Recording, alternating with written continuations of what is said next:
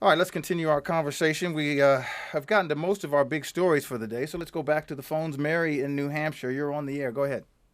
Yeah, I just wanted to just mention that what happens when you take the words that you've all said as Donald Trump's lack of political correctness and substitute the word civility, his lack of civility. And then what happens as a leader moving forward? God forbid he's elected president.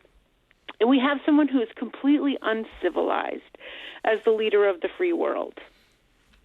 We're just setting ourselves up for another Berlusconi, our own Ferdinand Marcos.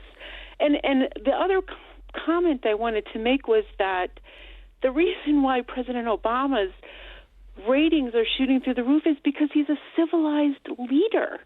Every conversation he's ever had, every time he approaches the microphone, he approaches it with great care as to what he's putting out, his message, and what that reflects upon us as a country.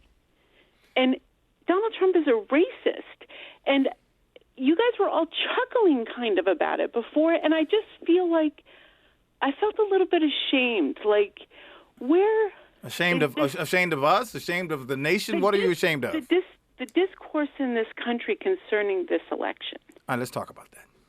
I do think there's an aspect to which Donald Trump, because where he's come from and the fact that he was known by basically everybody even before he got into the election, and because there's a humorous aspect to him. The tweet yesterday that we were talking about. He elicits both groans from a lot of people, horror from people, but he also elicits a lot of sort of humorous responses. And this criticism, which she very well stated, is out there a lot, that people are kind of sloughing him off a little bit and in ways that don't really even do him justice. I think the civility thing is very interesting. It kind of goes to the point of what Paul Ryan might have been saying in terms of doesn't bear our standards. And we're just going to have to see how it actually plays out, whether that in itself is a really important factor. And you see his negatives are extremely high at the moment among women, among suburban voters, among constituencies where you would think just the sort of basics of how you come off might matter.